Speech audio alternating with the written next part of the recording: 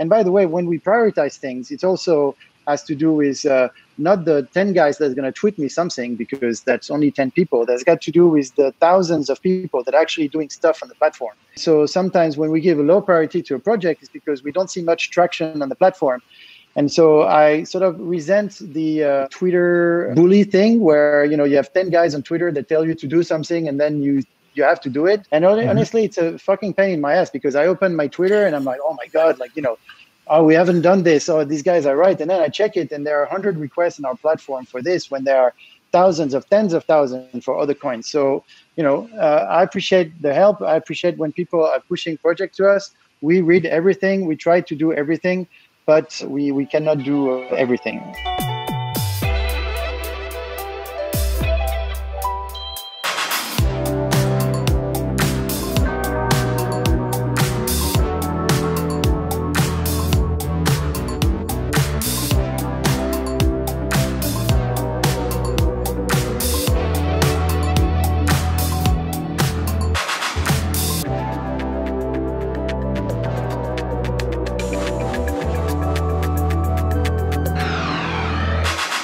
What's going on, everyone? Welcome back to Messari's Unqualified Opinions. First, though, I want to give a shout out to our sponsors for the live stream. We've got Luca. Save money this tax season with Luca Tax, the only time-tested crypto tax software. They help you calculate cap gains and losses and see the results using 3 different accounting methods side by side. You only pay if you want to see their detailed reports and submit your tax forms with their software. You can head on over to lucatax.com. That's Luca, L-U-K-K-A, tax.com, using the promo code Messari Tax to save money and do your taxes the right way.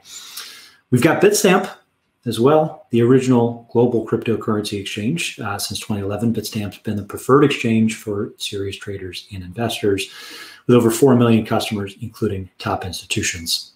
Their platform is professional grade engine for traders, NASDAQ matching engine, some of the best APIs in the industry, and advanced trade view interface on both web and mobile. You can download Bitstamp's app from the App Store and Google Play, or visit bitstamp.net/pro to start trading today. That's bitstamp.net/pro. Then there's crypto.com.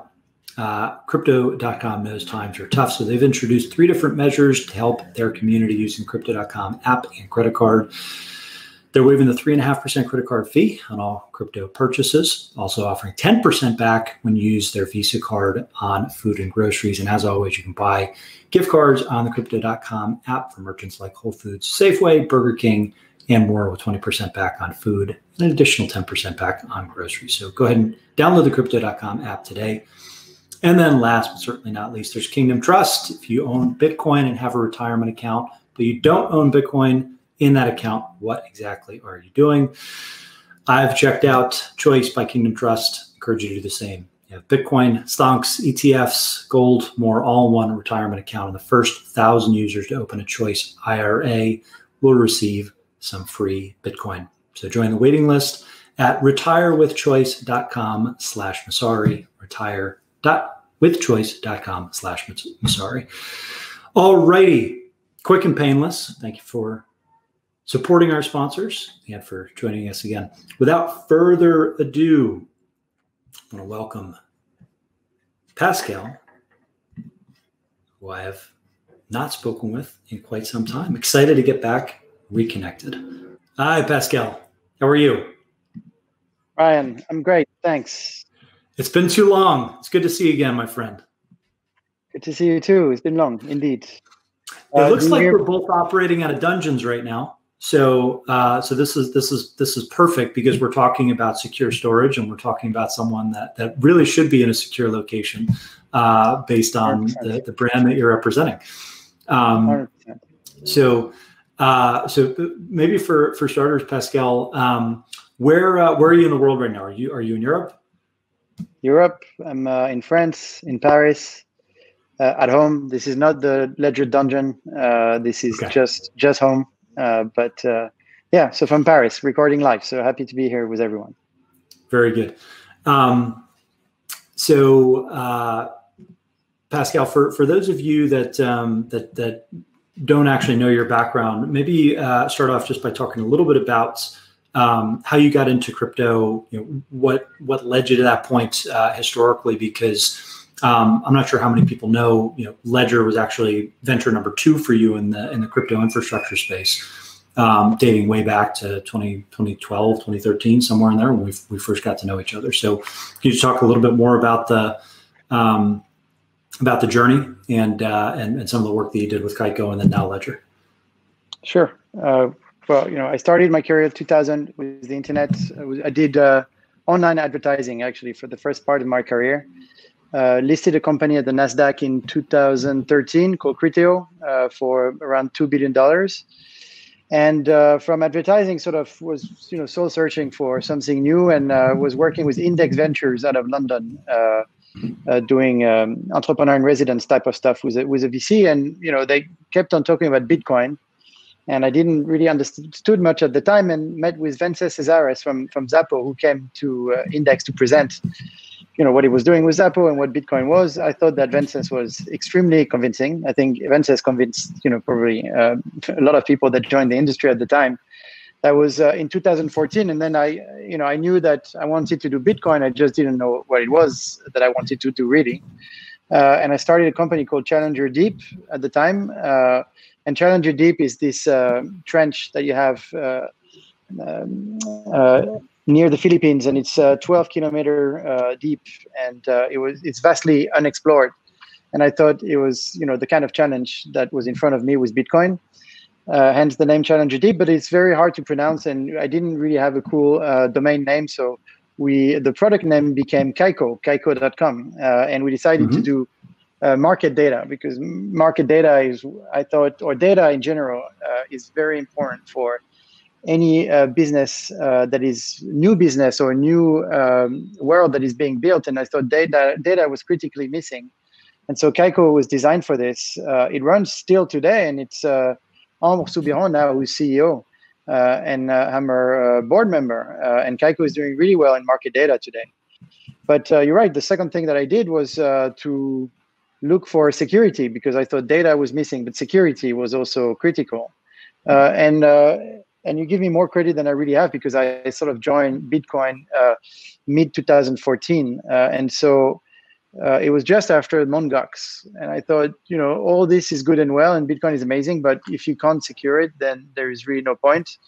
And then I met with Eric Larchevêque, Nicolas Bacca, Thomas France, all these guys in Paris. And I was really trying to figure out, the security issue. And they pitched me with this simple idea of using the chip and pin technology, the chip that we have on credit cards, and say that we would use that to secure crypto secrets and your Bitcoin secrets.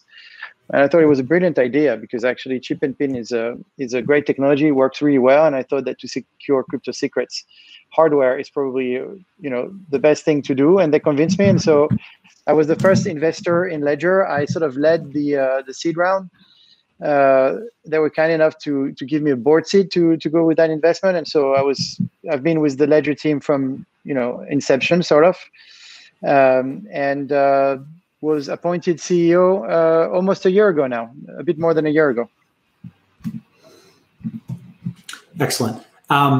So one of the topics that I wanted to cover is around where the aggregation points are in your mind in crypto infrastructure companies, right? So exchanges are probably the natural top of mind entities that are the onboarding ramp for users, and in many cases the primary interface for new users coming into the system. And they in turn have built their own wallets, their own staking services, a number of other ancillary tools that help keep those users locked in to their ecosystems. But there's also this kind of paradoxical saying of not your keys, not your crypto within the broader ecosystem. And so there is an argument to be made that the wallets and the most secure and usable tools that people could use to actually manage these assets and hold them in self-custody should maybe long-term be the aggregation points and the platforms, upon which many millions and potentially billions of users could actually access crypto services and truly be their own banks. Where's the disconnect, and how have you thought about extending from that hardware wallet start, which is really just about secure self-custody, into more of the platform play, where you want your users to be able to self-custody a variety of assets, but also interact with those assets on their own accord, without having to necessarily move assets to a third-party service that might be specializing in something like staking or more frictionless exchange? Yeah. So look, I think it's a great question. I think in your question lies some of the answer that we'll give. But I think for start, there is a big vision that if you think about our digital lives today, we don't own our digital lives. All of our data, everything that we are digitally, is owned by a third party. And what was fascinating with Bitcoin is, suddenly you could own a digital token. You could have your private key, and suddenly you own something that is unique, and that is really a true revolution. That is really something that, when I understood this for the first time, I thought, okay, well, this is interesting. Because if you think about that this way, then you know that in the future, there will be what we call at Ledger the critical digital assets. So those digital assets are really critical to you, that you would want to possess and not delegate to a third party. Or actually, you can still delegate to a third party if you want, but now you actually have the option to possess it. And we believe that's very important. And similarly to Bitcoin is value, but you can think about other things for the future, like identity. You can think about tokenization of luxury objects. I mean, there are many things that the industry is already working on that will be these tokens that represent a digital asset that you want to keep for yourself. And I think behind this vision there is almost like a philosophical question of whether you want to stay in that world where you own nothing and you delegate ownership to third parties that you don't know, that you don't necessarily trust, such as Facebook, Google, to name a few. Or suddenly now, do you want to own your assets and eventually delegate to the parties that you want to delegate to in a certain shape or form? And so, of course, at Ledger, we value the latter, meaning that we believe that you should own what's important to you and eventually delegate to others what you own. And so, not your keys, not your crypto today, but tomorrow will be not your keys, not your sort of everything that is your digital life that is that will be increasingly important. I think that vision for the future. And so our view now is, now that you own your keys, you should be able to go through the journey of your crypto or your tokens through your Ledger experience. And so therefore, at Ledger now, we have started to implement a series of services so user can actually hold their token and protect their crypto with their ledger, but we want to make it very easy to use also for users. So just very recently, we launched like a few staking delegation services. So now for Tezos, we launched Cosmos, I think yesterday, Tron, and then there will be a few others in the future. But suddenly you can do sort of everything from your Ledger Live, still owning your keys, but then you can delegate your staking, which is a very, very smooth user experience. Actually, as a result, we have now close to 100 million Tezos that have been delegated through the Ledger Live platform, which is actually quite a significant number of Tezos. So meaning that it's really easy to use and people are actually using it. And also recently, we've integrated a buy feature with Conify as our first partner, which is starting to work really well. And so people now can sort of buy Bitcoin with their credit card or with a wire transfer. And so that's not new because you can actually do that anywhere else. But what's new is actually the Bitcoin that you'll be buying through Ledger Live actually end up on your hardware wallet. And so you have a very seamless user experience where in the end, the coins end up on your hardware wallet and you possess the private key. So you don't have to go through an exchange or through a third party, buy the coin, and then do the difficult thing of transferring the coin back to your hardware wallet to possess your private keys. So this is where we're heading. And, this is really the beginning. I think in an imminent future, in the next couple of years, a great decentralized value proposition will vastly outperform any centralized value proposition that are out there in the market. And so probably a few years ago, using Coinbase was the best thing really that you could do when you entered crypto, because it was really easy to use. I think in a couple of years, you would want to use some decentralized value proposition, such as Ledger and or others that are being built right now. Mm-hmm. I think the question is always universality of coverage, and when new assets get supported, and it's probably not even the 80-20 rule now, but more like 99-1 in terms of where user demand is. How do you think about asset support and kind of extending coverage for base layer blockchains? Because ERC20, that's pretty straightforward, right? Anything that's part of a common standard. If you support the base chain, you can support the layer 2 assets on top of it. But there's two different types of issues. One is just the infrastructure issue and the compatibility issue with the hardware wallet. The other is more of a kind of front end abstraction. If you are talking about like 721s or ERC20s in terms of how you can actually manage those assets and do so in a little bit more intuitive way, in many cases, not even playing with the private key or needing to access the Ledger device. But what are the maybe two most important paths for growing? One, base layer change. You mentioned Cosmos, you mentioned Tezos and some of the other layer ones, and then additional layer 2 assets that might sit on top of them. Yeah.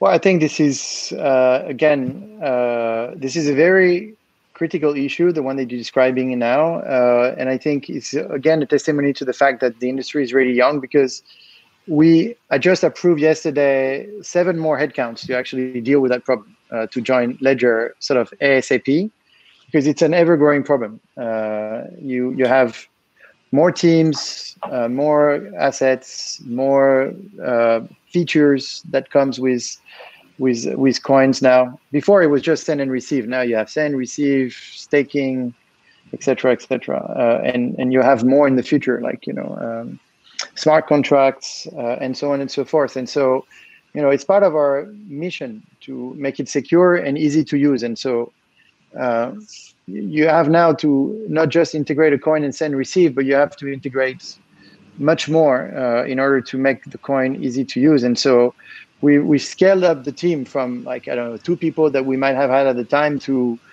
almost 16 now. And I'm telling you that we just recruited 7 more. So it's just, we need to put a lot of energy and a lot of developer time in order to sort of keep up with the pace of the industry. And for me right now, it's not and every time we say we support a new coin, it's funny to watch the comments on Twitter, because you have all the other coins that we don't support, and the supporters of this coin coming and say, when VeChain or any other coin like that. And so it's sort of a never-ending game. And then you have Libra coming, and then you have many other coins that are coming. So for us, it's a question of, one, brute force, so having the resources necessary internally in order to develop those coins. 2, it's a question of sort of ranking the coins and ranking what's the most important in the what we feel is the most important in the industry right now. And we start to have quite a sophisticated way of doing it, based on the demand that we see in Ledger Live, the demand that we see with our customer support, with what we see in the market cap, etc. We have a metric system that we put in place to figure out what is the next coin that we will integrate. We're also working on a third-party program. So we have a few teams now that we're working with that are sort of coding new coins all the way to a Ledger Live integration. It will be a never-ending problem for the industry until the industry probably sort itself out. Meaning that I probably don't believe that there will be 50,000 coins in 3 years. There will be like the main projects, and then many other coins. But you can see that right now the world is forming. So for us, it's not really a question of making too much choice on this. We want to support as much as we can within reason and within our, the possibilities that we have, the bandwidth that we have. But we believe also that in the next 2, 3, 4 years, there will be less coins to support. I mean, some coin projects will not find traction, and others will grow. So that's what we think will happen. But right now, we are working on the problem and fixing it. So a couple of comments here in the group chat talking about third-party integrations and kind of how you think about prioritizing plugins versus doing things in-house, and I think it's touching a little bit on this issue of platform extensibility, but beyond just ledgers and in-house capacity. So how do you think about whether it's third-party staking services or application-specific services, or cold exchanging technology, whether to in-source it or rely on either third parties or even open source tools or protocols to help with the growth of the Ledger Communities platform? Yeah, we think, I will answer that question in a second, but I see in the group chat that I didn't open, sorry. Someone says 4 minutes ago, funny, you're talking about all these things like how staking from Ledger is great. New thing, when StakeNet submitted the code to Ledger to do exactly that over a year ago, and you still haven't merged their requests. So I'm going to answer that question because actually I actually see a lot of that action on Twitter of people pointing the finger and say, oh, I told you to do something a year ago and you guys still haven't done it. So, first of all, it's not because you tell me that I have to do something that I will do it, because we have an internal process.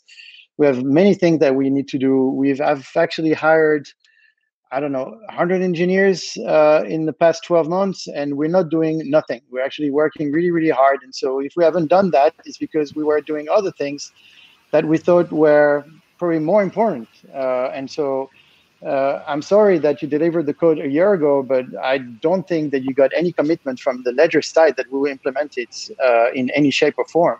And now that being said, I've pinged that GitHub already linked to my team. They're aware, but like I said, we have a prioritization process, and this is not in a high priority right now. So we will eventually do it, and maybe it's going to stay there for another few months. And by the way, when we prioritize things, it also has to do with not the 10 guys that's going to tweet me something, because that's only 10 people. That's got to do with the thousands of people that are actually doing stuff on the platform. And so sometimes when we give a low priority to a project, it's because we don't see much traction on the platform. And so I sort of resent the, this Twitter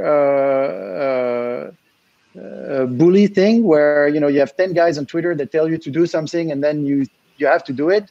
And honestly, it's a fucking pain in my ass, because I open my Twitter and I'm like, oh my God, oh, we haven't done this. Oh, these guys are right. And then I check it and there are 100 requests in our platform for this when there are thousands of tens of thousands for other coins. So, I appreciate the help. I appreciate when people are pushing projects to us.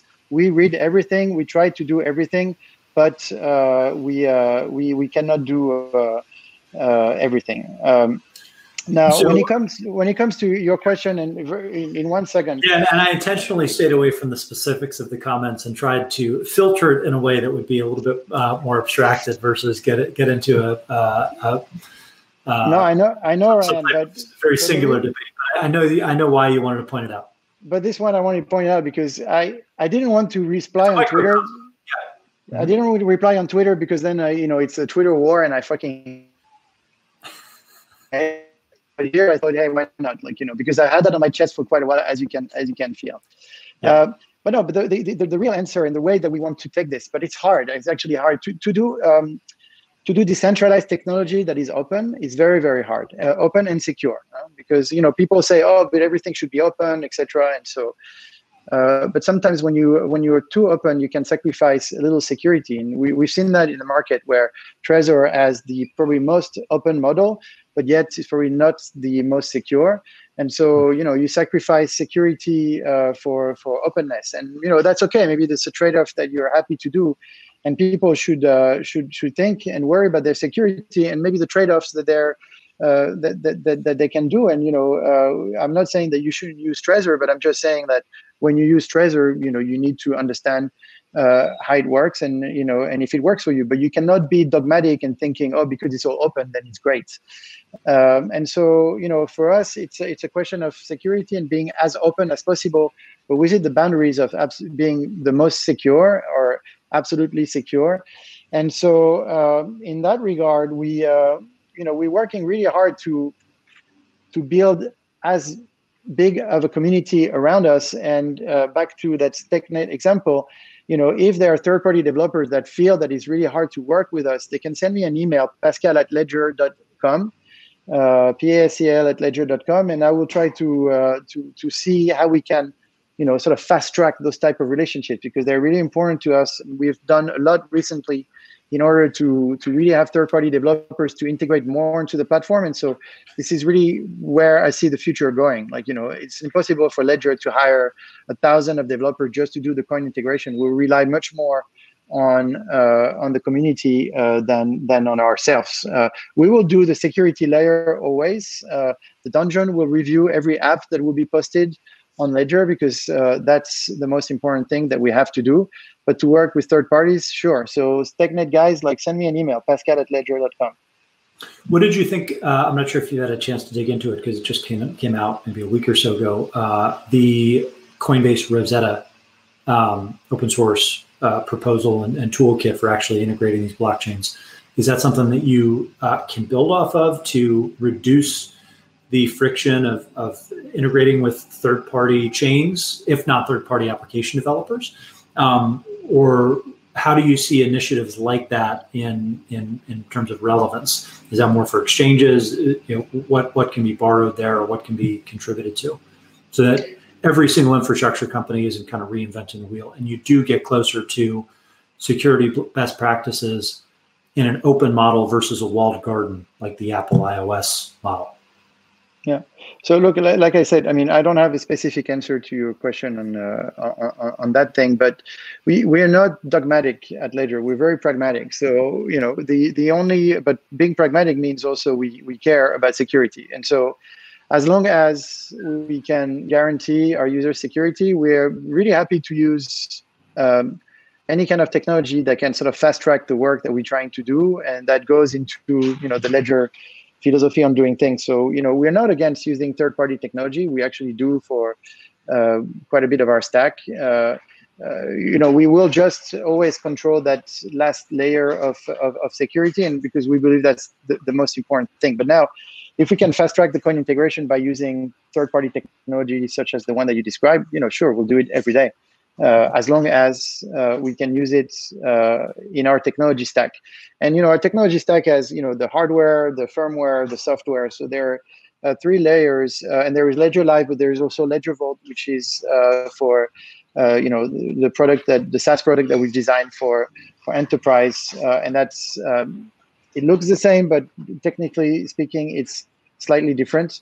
And so it's technology is just hard. So there's no silver bullet to just like that solve every problem. And actually, it's quite a good thing in a way, because it forces you to choose things, not to do everything at the same time.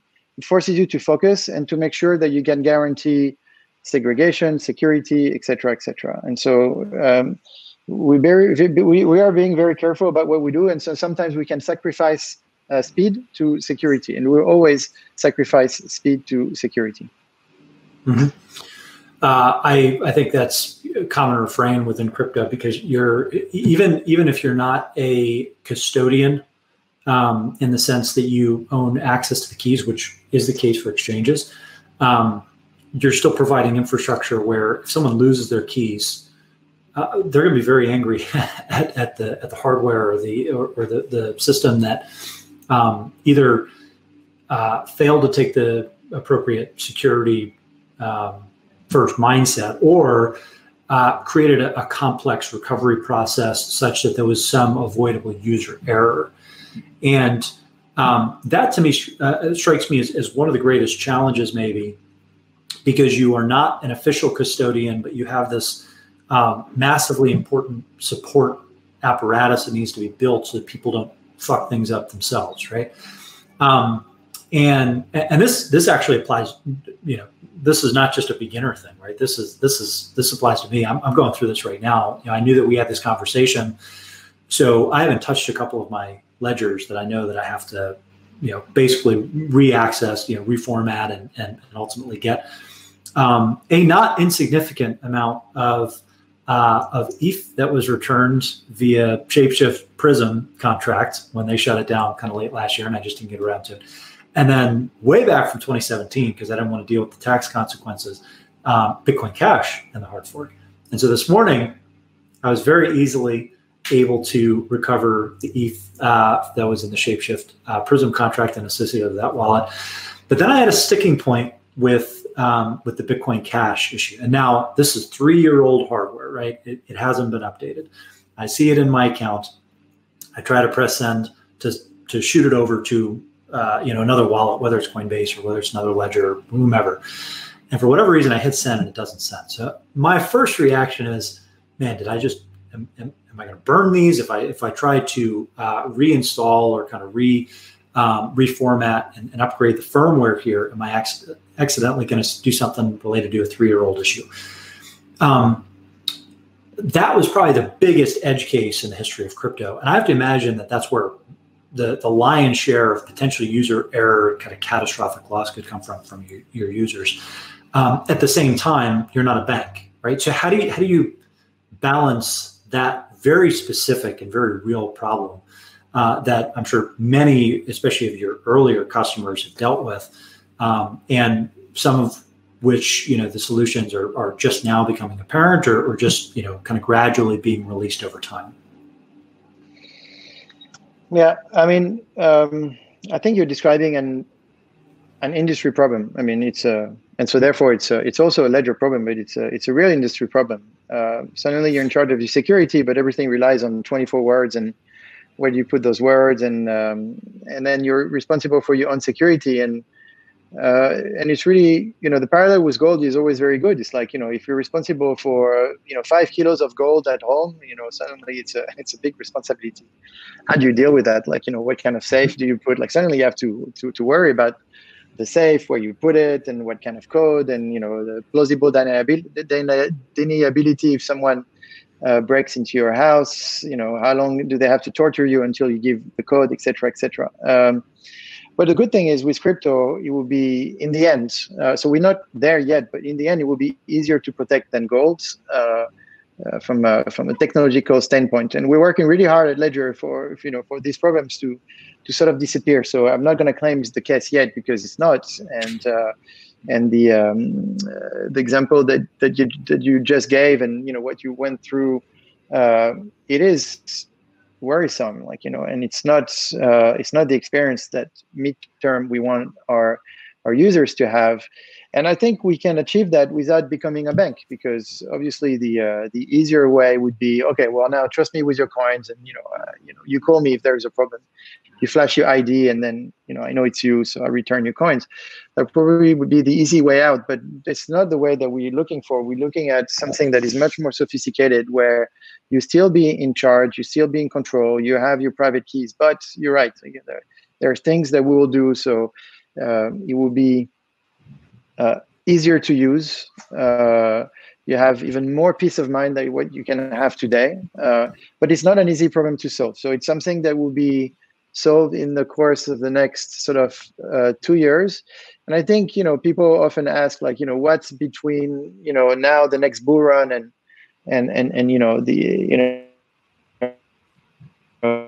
everyone has Bitcoin. I think, this is the main problem that the industry has to solve. And I think Ledger is very well positioned to help the industry solve that at the global scale, because we have a global business. We send our product in more than 165 countries. So, if there is one company in the world right now that can help solve that problem, definitely Ledger is one. I'm not saying that we are the only one, but we can definitely be one. And we have certain ideas on how to do this. But now it's, I don't want to give any fake news right now, so I'm not gonna comment furthermore. But we understand the problem, and we are trying to fix it, and we will eventually help with that problem down the road. So people will be as safe with their ledger than they are with their bank, but still owning their private keys, owning their digital life, because we believe that's the most important thing.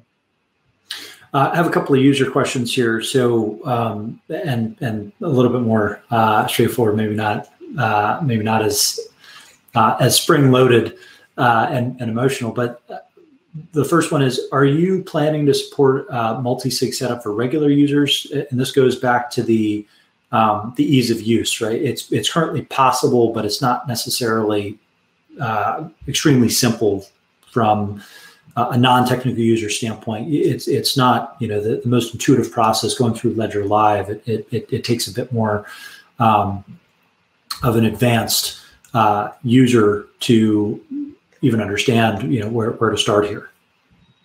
Yeah, 100%. So our philosophy is we don't build our products for developers only, because you know, we love developers and we have a bunch at Ledger, and of course developers can, you know, are very sophisticated in the way that they can handle the product. And so we're designing the product for the next bull run. And, you know, sort of my mother who actually bought Bitcoin like a few weeks ago now, so very happy for her, but there's no way that she can handle a Ledger Nano right now, but she should at some point. And so what we are, why we're trying to design the product for mass adoption, because otherwise, if we don't design the product for mass adoption, there is no, you know, from a business perspective, the market will be too niche, and two, we don't think we'll be, you know, the mission of Ledger is to design products that are safe and easy to use, and that's our mission. And, you know, the vision is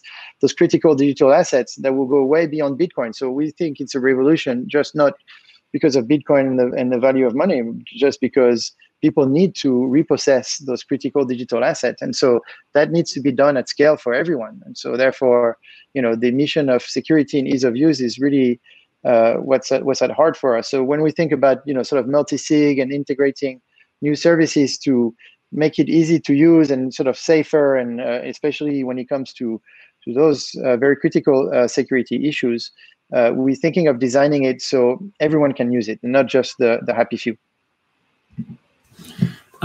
This kind of bridges the two different questions, that previous one and then the one that I asked about minimizing complexity. Has your team been active in recovery services, or actually helping early users, early holders of Bitcoin with either troubleshooting or upgrading their systems?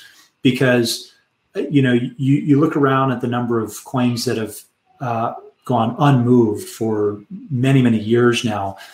And the resting assumption is either that they're lost or they're just kind of super long-term holders and speculators that just have them deep in cold storage. And I don't know that anyone has a really good grasp, or I certainly don't, of where the custodial split is between exchanges and their various, you know, hot and cold wallets, third-party custodians, you know, bona fide vaults like the old Zappo and you know, BitGo and other third-party solutions, and then self-custody, whether it is in the old Bitcoin wallets or an Ethereum paper wallet, or a hardware wallet or some form factor like what you've built. Do you have a good sense for at least where you believe, or where the best guess is, where all of these different assets are currently held, and which systems they're using? You know, it's a very complex question what you're asking. You know, it's you know, where is the market? How people use their coins? What do they do with it, etc. So, you know, we are trying to understand that every day, just on, you know, how people do use our products, as an example, because we're very we don't take much data from our products. We're very worried about our users' privacy. You know, it's very important that users feel safe using the Ledger product. We will never take any data without asking permission first. We will never take any personal or sensitive data. And so, you know, I think to a certain extent, this is how the how sort of everyone works. Like there's not much data flowing around, and the reason why you're asking these questions is because no one really knows, because it's a very secretive market, number one, and two, with Kaiko in mind, and Kaiko gather market data from exchanges, but we don't gather market data from the blockchains, because that's yet another thing to do. And there are some companies doing that, but it's very hard to aggregate all data at scale and try to understand sort of what's going on. So number one, no one gives the data, and number two, if you can aggregate all the data, it's very hard to extract value. And with Messari, you guys are very well positioned to have a very clear, probably a better answer than anyone on the question that you just asked. But I think it's a very, very hard question right now. Why people buy Bitcoin, what do they do with it, etc. And when you refer to people buying and holding for a long time, I don't know what period of time you're referring to, but I've known people. I've started to know people in late 2013, 2014 in the Bitcoin community, and as far as I'm concerned, they bought their Bitcoins then, and they never touched it since then. So it's people are waiting for the Bitcoins to arrive to the moon, I guess. I have a 1 and 1A question to kind of wrap up. So first off, one user question here: are there any plans currently to use biometrics in Ledger devices? No, actually, there is a strong plan not to use biometrics in the Ledger products, because we've discussed it recently, and it's be a great question for my CTO or Nicolas Baccar, our founder and Chief Innovation Officer, but we don't believe much in. But actually, there are different kind of biometrics. There's biometrics that costs nothing, and that probably other wallet manufacturers will put on their device, and that's easy to cheat and easy to. We believe that the security level is not high enough. And then there are, higher level of biometrics, but then they're really expensive. That will make any hardware wallet unaffordable. And so therefore, it could be cool, but then your hardware wallet, I don't think you'll be too happy with the price just to use the biometrics. And plus, there are other cool stuff that we have in mind that you can implement in a hardware wallet. That is just as cool as biometrics, if not better. We have good ideas for the future that are very, very, very cool. So I guess last question that I have, a little bit more open-ended, give you a chance to shill a bit more. What are some of the kind of key releases or key new features that you'll be working towards and shipping between now and the end of the year? I don't know what my team will say if I tell you those things. Maybe they'll be extremely unhappy with me. Or maybe a little bit more broad, high level than that. What some of the goals are, or key milestones you're looking to hit by the end of the year. No, but look, I will give you an answer. It's okay. I can share some secrets.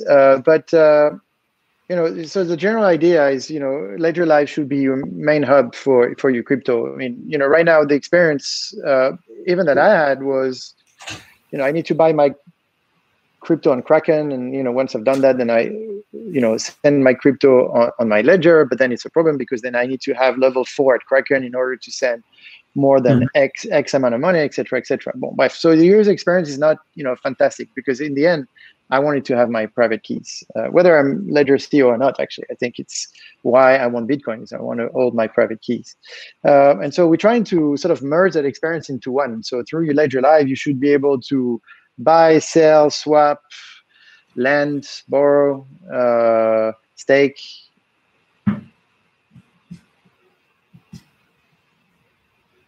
You should exhaust view also of the world. Like, we don't want to force you to use just one service. We want to provide you with every service that sort of exists. So, right now, typically the buy feature, we're doing it with Coinify. We're very happy with Coinify. There's nothing wrong with them. However, there are other providers in the market that probably have other currencies, other countries that they can serve better rates. I don't know. But so the view is, we will try to give you a very exhaustive experience, whether you want to buy Bitcoin, swap Bitcoin, etc., and integrate as many partners as possible. And then you, as an end user, you can sort of choose which partner you want to use, which is better suited for your needs. But this idea that you will be able to connect to Ledger Live and then do your full journey through Ledger Live with the same level of security. Anything, whatever you do, you always have the same level of security, ease of use, and the coins will always end with you. The private keys will always end with you. Is sort of the experience that we're striving for. And so, right now it's cool. I think by the end of the year it will be much better. And I think same time next year it will be awesome. I think what we're building, and we will integrate also DeFi services. So when I say buy, stakes, swap, etc., I mean whether it's the service is offered by a centralized service and or a decentralized service. For us, this is how we think. And so you have centralized value propositions on the swap competing with decentralized value propositions, and you as an end user, you'll be able to choose. But what's also very cool, and people should remind that, is you can use your hardware wallet to connect with your Ledger Live experience. But there's also now a variety of third parties that you can use with your hardware wallet. And actually, your Nano S or your Nano X is the best way to connect to most of the DeFi services today. We have a great integration with Starkware now. We've done a great integration with Liquid and the Green Wallet. And so whether your Ledger Live is your hub and or your hardware wallet is your hub to a few softwares that you want to use with the maximum level of security, we are trying to build the best possible experience for the user, whether they use 100% Ledger products and or any other software that they want to use. So that's what we're trying to deliver to the market. Awesome. Well, you can check out Ledger at ledger.com for the very few people, I believe, in crypto that might not already know about the company and about the hardware wallets that you're selling. Looking forward to seeing everything that comes out. I am spending a lot more time on DeFi and experimenting with some of these new applications, and obviously the lion's share of that is probably going to be managed through a ledger, at least the settlement. So looking forward to hopefully you guys making my life easier, and with any luck, I'll be able to recover all that garbage that I have from 2017, clear that out, and convert it into other useful assets. Yeah, we'll try. But we have a great customer success team. So, and we've also recruited a bunch of people there to help our clients. So, use them if there's any problem, Pascal at ledger.com. But I don't do the customer service myself, but I always like to know what's going on, and I can always try to help a little bit. Perfect. Well, Pascal, thank you very much for joining us. We'll look forward to catching up again soon, and best of luck with everything the rest of the year. All right. Thank you, Ryan. Thank you so much. Appreciate it. Thank you, everyone. All right. This concludes the hopefully last episode of Unqualified Opinions, where I am working from a non-desk so that my neck does not break. And appreciate everybody for tuning back in during this transition. Hope that you're doing well. Hope you're staying safe. We'll be back here on Monday. Till then, thanks again. Take care. We'll see you on Twitter.